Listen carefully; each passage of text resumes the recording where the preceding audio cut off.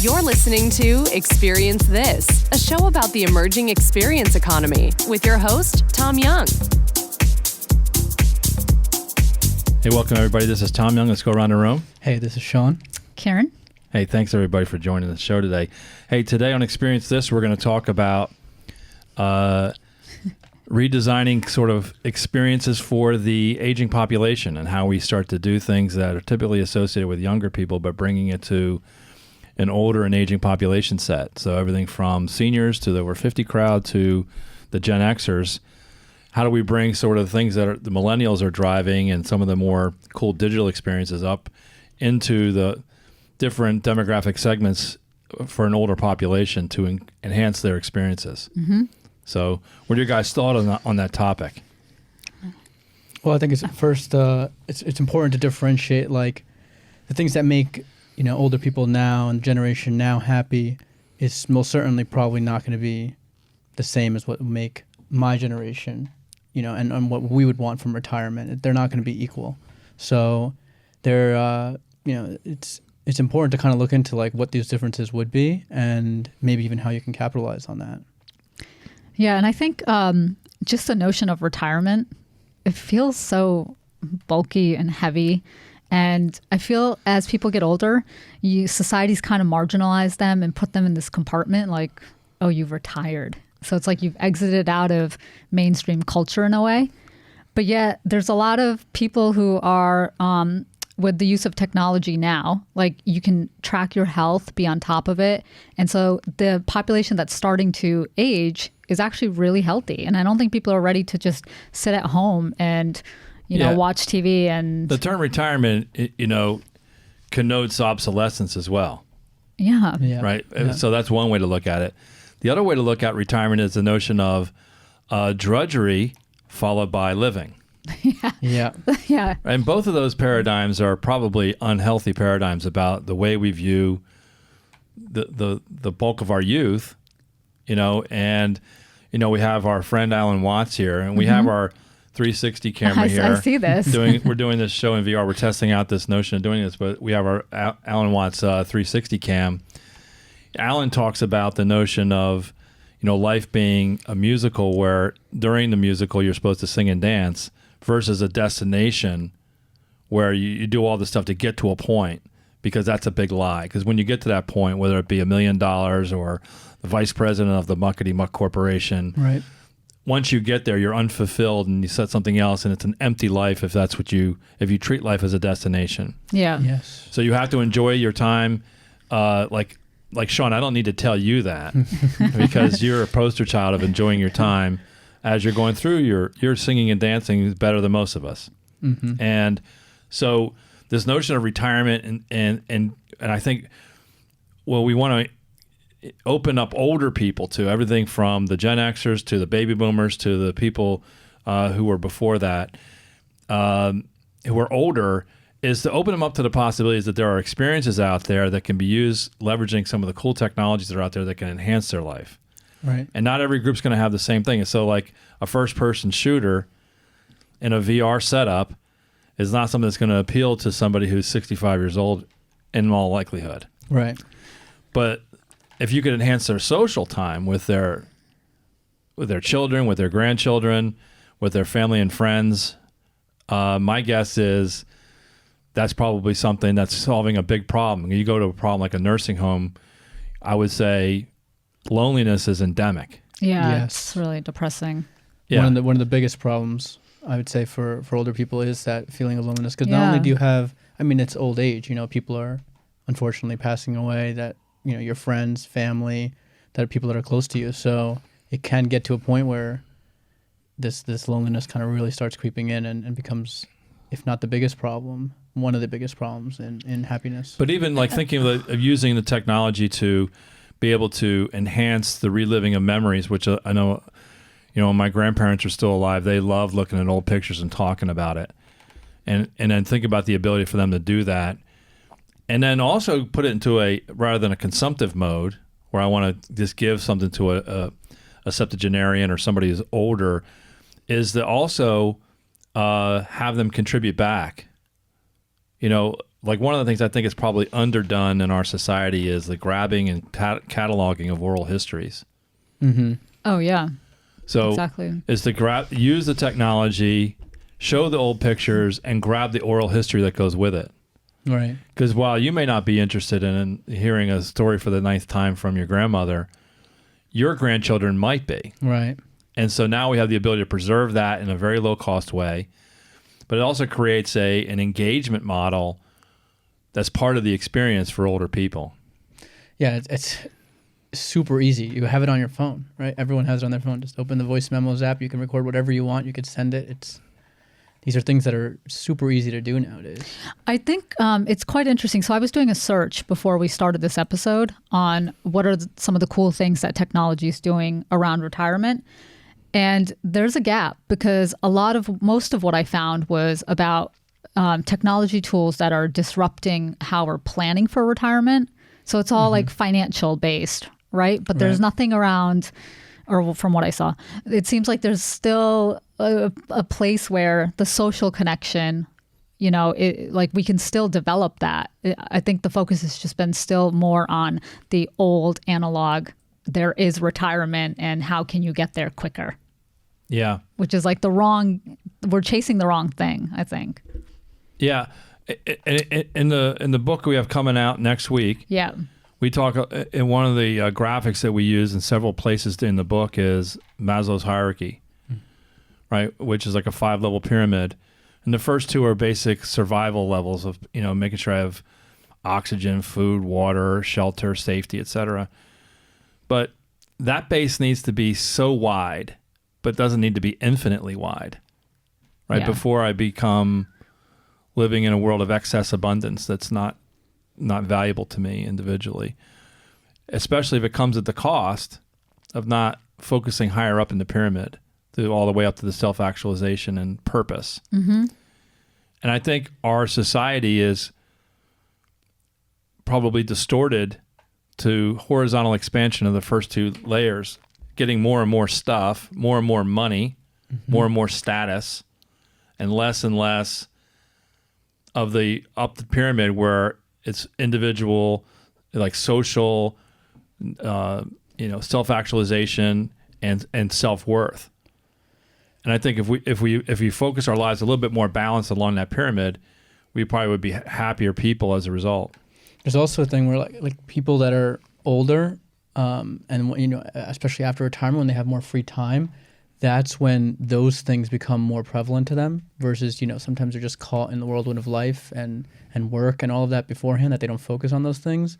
So now they just find themselves, in older age and still hoping for those things or trying to fulfill those things with, maybe much more limited resources and their older age, as we said. So it could be more challenging at, trying to fulfill that. And that should be a goal that people look at. Like, how can we help these older folks fulfill that? Those higher needs. Yeah. So it's to me, I think it's interesting because my parents are in their mid 80s right now, and for their age group in terms of relative, they're probably fairly tech savvy. Mm-hmm. Yeah. Like my dad is, I think he's 87. Wow. Yeah. So anyway, so he has hearing aids. They're expensive hearing aids, but they're Bluetooth enabled and all that. So he gets on his iPhone and he'll log into MLB radio on his iPhone, and he'll stream baseball games through the phone into his ears. Yeah. And so he'll act like he can't hear, but the reason he can't hear is because he listens to the baseball game, and you can't even tell he has the hearing aids on. They're so small. Mm-hmm. And then he has it paired to the telephone in the house. So when nice. when the house phone rings, they still have a landline. Yeah. He answers the phone, and it uses the bone resonance and my mother gets mad at him because she can't pick up the phone because he's picked it up with his hearing aids. So anyway, he's got some pretty cool setup. My mom has a iPad and a phone. She texts a lot, and she's probably not as tech savvy as he is, but more, for her age group, she's 86, I guess. And so they use a lot of it. We do FaceTime with them. Yeah. But those are things that enhance. But I think we're just scratching the surface. And I think a lot of older folks are intimidated by the technology. Yeah. And I even find myself as a tech person, I just don't want to be bothered with, I just want it to work. Right. That's why I'm writing Joe all the time about just make sure the goddamn stuff just works. Right. And I don't want to figure it out. I probably could. I just don't want to. Just like we were trying to get the, we have the VR headset. We have a VR lab out there where we're doing stuff. We got the Oculus. Oh yeah. We're trying to stream the Oculus, what you see in the headset, into the TV using the Chromecast. It's all in beta anyway. It sucks. It's just a pain in the ass to get it working. So Bart, I think, and I were trying to get that figured out. But I don't want to figure it out. I just want it to work. Right. And one of the things I was going to ask you, because you travel and stay in hostels quite a bit, do you notice the, and this is still a bit of an analog experience, I guess, but do you notice that the hostels are filled with large range of ages, or are they mostly centered around younger folks? Because we were having a conversation about shifting even hostels, because people do want to travel, and what we've talked about a lot are doing things with people are way more fun than doing it by yourself. Right. Especially because this is what I was saying when as the age transitions, where my generation starts getting older and your generation starts getting older into retirement age, we value experiences more probably than the current generation. So it's important that there are experiences for the aging population, and in hostels, I would see not many. I would say maybe 5% of people, but they were there. Some people that were. I met someone in Portugal that was actually just hoping to retire there, so she was just checking it out, checking the country out. I met one that was doing almost a year-long trip, just backpacking.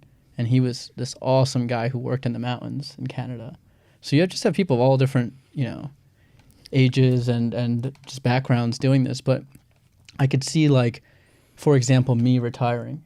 I would love to go to a hostel, but maybe not that are filled with 20-year-olds. Yeah. Maybe people more my age.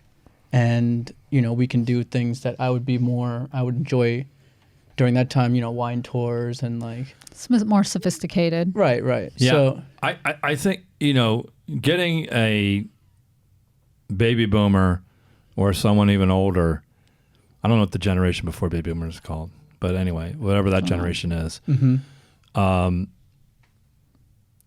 them to go to a hostel may be a very heavy leap. But I would say, the thing that I think is going to be interesting is the application of technologies to break the ice, to get people to try new things and to do things, and to use, again, we've been experimenting with the VR around these 360 cameras with a VR headset. Now, technology is not quite there for mainstream, but it's getting rapidly evolving. They have one application on the Oculus where it's called Oculus Venue. And they'll have a comedy club in New York, the Gotham Comedy Club, and they'll put a camera in one of the seats. Yeah. And you're sitting in the audience watching a live show.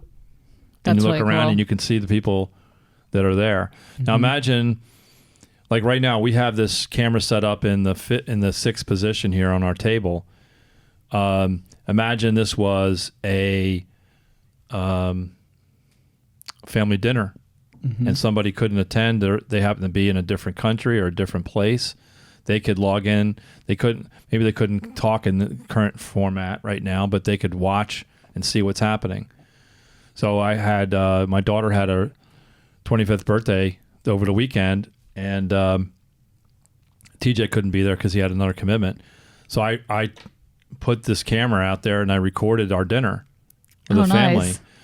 Now we're trying to figure out how to get that work, but it'll be interesting to see how that played out. But those are the kind of things that will drive immersive experiences. Because if you guys have both tried the VR a little bit, I tried it a lot, and it's extremely immersive. But it's a little bit too much though, because it's not comfortable for doing it for a long time. But you can sit and do it for an hour, it's pretty interesting. I feel that the underlying thing in all of that is the simplicity of use. So I think there's an Alexa commercial that's out right now where the son or grandson comes into the house and the grandfather's on a reclining chair and he's humming the songs to Valerie. And then the kid leaves and he's like, hey, Alexa, play the song with the lyrics Valerie. And so I was like, I can see the technology it's so easy there. And so he's using it. But when you think about cars now, even some of the new cars, like the technology features are insane that are available in vehicles. Yeah. And it even feels overwhelming for me. So I was like, I can imagine that just being very overwhelming. So I think like the design aspect of like actually designing technology with ease of use for a population that's starting to get older is going to be such a fundamental thing. Well, I think, we come out of tech consulting and, a lot of tech consulting, they focus on the tech. Yes. And the tech gets so advanced that even expert engineers are unable to use it. And fully. Yeah. And so the term of art we use to describe that is feature gap. Yeah. Is when the feature creates a gap between the ability to use it and the ability to deploy it. So if you think of something like Microsoft Word, it has so many features and you can't use all those. Nobody can. Right. Right. And so, so we want to, in software engineering, you want to talk about having software on software, so the software is able to fully utilize these things. But in the personal world, in the experience world, I think we want to come at this by solving a problem and leveraging technology versus saying, "Oh, this is cool tech. Let's go deploy it somewhere." So this is, we're in the conversations with people about VR, virtual reality, and augmented reality deployments as a business. And I'm struggling a little bit with some of these conversations because it looks like it's a hammer looking for a nail. Yeah. So let's go back to the nursing home. Mm-hmm. A problem is elderly loneliness. Mm-hmm. Yeah. And so I think if you get underneath that and understand what's the driver of the loneliness and how to satisfy that and say, in the old way, you'd say, well, they should have more family visiting them all the time. But, that is what it is. People are either going to do it or not going to do it. It's hard. Right. So, but what if I could use technology as a proxy solution? It's, one way to do it. That's better than not doing it. Right. You can say, well, I think people should visit. Okay, well then they're not. So Yeah. is this better than nothing? Exactly. And I think it's much better than nothing. Yeah. Oh, it's way better. It's way better than nothing. I think authentic analog interactions socially are probably the pinnacle, but we can't always get that. Yeah. And so can we fill in the gaps with digital that this improves our overall baseline and our overall experience and our enjoyment of life? And by the way, both parties benefit from that because the was just about to person, say, yeah, right? same The thing, person who doesn't visit a loved one in a nursing home is constantly consumed with guilt. Yep. And the person that is there waiting for someone to show up is constantly alone. Right. So I think, like having that technology actually alleviates a problem for people on both sides of the coin. You said the better thing, but I think it's also just the easiness thing. That's also that's crucial in this. Like if you just make this problem very easy to solve or very easily fixable, then this is a no-brain winner. No-brainer winner. So we have like in the studio here, we have the opposing screens here that are synced up. What if these screens now become sort of windows? Yeah. Virtual windows, and Samsung has the frame, which is I haven't seen it, but it's basically it's a TV that's designed to be a frame. Yeah. And you literally put a frame around it and hang it on the wall. And it has a slightly different technology characteristics that's low light, and you can put in art screens like that. You can basically treat any TV. You could put a frame around the TV if you want and treat it that way. But it has a little bit interesting software. But imagine now to think of the notion of a window frame, and you put the same window frame into, say, your parents' house or relatives. And then those frames lock up, and they see into your room, you see into their room, and it's seamless. You just turn it on. Imagine just connecting two living rooms together. Yeah. or 2 dining room tables. Or dining room tables, yeah. So you can't be together, but you can have dinner together once in a while. Now the guilt will be, we can do it. I just don't want to. Yeah. Exactly. You know, Like all separate. I want to eat pizza rolls and watch Netflix by myself. Right? Right? How do I explain that one? Yeah. I was just about to say, maybe it could be like it's just a 24/7. It's always on. So you just, if you every time you walk into the dining room, you can just yell like, "Mom, are you there?" And like it'll play off the speaker in their room, and they can come. Until you have a date come over. I was about to like, say, Mom, until you mentioned that, and I had second thoughts about it, I'd want to turn that off. Young man, what are your intentions? Now, so I think we're going to solve a lot of problems with these technologies, and it's going to create a whole secondary set of unanticipated consequences around, you know, we may feel guilty for not visiting an elderly relative in the nursing home. Now we're going to feel guilty that we didn't take full advantage of the easy access we have. There's no more time and distance issue. It's more just an attention issue. Yeah. And it will reveal other problems. But I think net, I think there's going to be an opportunity for technology to really improve many things in our society. Yeah, I completely agree. But it requires an attitude towards making it. If you just let it happen by itself, it feels like it's going to be probably a net negative. You really got to take control over this and think about how we can take the experiences that are very popular in the millennial and the Gen Xers and move it up into the older realms. Exactly. Yep. Right?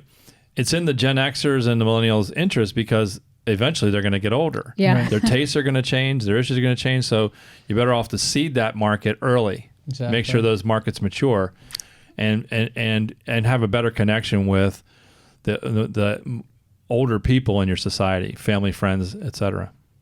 Yeah, completely agree. So that's good. So let's play around with some of those things. And, you know, I'm still, one day, Sean and I are going to go stay in a hostel one night somewhere. Yeah, still waiting for this. Is there a hostel nearby that we could do this? For sure. Really? New There's one in York. New York. Yeah, There's a couple in New York. Come on. Philadelphia. Yeah, but they're not very good, are they? Where's the Nashville? world's Yeah, best hostel? Portugal. Portugal for sure. Well, in your turn, that was your experience, or is there like a ranking? That was ranked. Yeah, that was ranked #1 in the world. Wow. Yeah. But, The Portugal one? Yeah, I think like 4 or 5 years in a row. Yeah. There might be some new ones I haven't checked recently, so I don't know. But I stayed at one in Nashville. That was actually not bad. You guys should drive down there and stay in the hostel. Yeah, if you want to go to Nashville. By the end of this year, we will do one night in a hostel somewhere. Just you, And, you guys, right? It's not Oh no, like a group Karen! trip. Experience Experience this, you know, just go do it. It feels like you are definitely part of this. it feels like it's almost something we should film as well. It's just, Yeah, we'll bring our 360 There you camera, selfie stick, follow us around. we need the video documentary of this whole experience. Don't forget the flip flops for the bathroom. No, we don't need. Is it this. that? Is it that kind of place? Do you need flip flops in I don't know. It was some preconceived in a notions. bucket? No, you don't need. Okay, all right. The ones in here are like really nice, actually. Yeah. So, all right. So I'm gonna do that. I want the dormitory, the whole experience. I want to hear other people snoring, and I want people complaining about my snoring. Perfect. So, anyway, we'll go do All something right. fun things, but let's think about how we bring experiences to our circles around us for people who are older. Let's try to introduce them to that and break down the barriers for them to enjoy some of the things that are happening in the younger generations. Mm-hmm. Great. All right, Sounds thanks. good. Thanks. Thank you. Hey, thanks for listening to the show. Karen, I think you were supposed to say that. Yeah, thanks. I'll take it from here. All right, well, we got to do this is the new Outcast. Oh, the Is it called- outro. The outro. I think Outcast is a new word. All Okay. right, outro. We're doing a new outro. We got to cover a few things. All right. One is what? Subscription. Do you subscribe through? We want people to subscribe to this, not just listen to it occasionally. Okay, yeah. Check The us out. second thing is nothing's better than what? A 5-star rating. Always 5 stars. Got to give us the 5 stars because we get better search outcomes. Mm-hmm. And the last thing is comments. We need those. Yeah, we we- need your feedback. We want to know what people are thinking. So you can check us out. The best way to do it, if you're not sure, some people don't know how to do it. Go to our website. You can check it out. We'll have a full set of instructions. So whatever app you're using. Most people use, what do you use? Karen? I use Spotify. You do? Yeah. So we have Spotify, we have iTunes, YouTube. There's a whole bunch. Whatever you use, we have it. And if we don't have it, let us know, and we'll try to figure out how to get it. We can send you a paper-based instruction. Actually, we do have paper-based instructions, even though that's a fun inside joke to our team. So anyway, Thanks for listening, and check us out in our next shows. Thanks. See ya.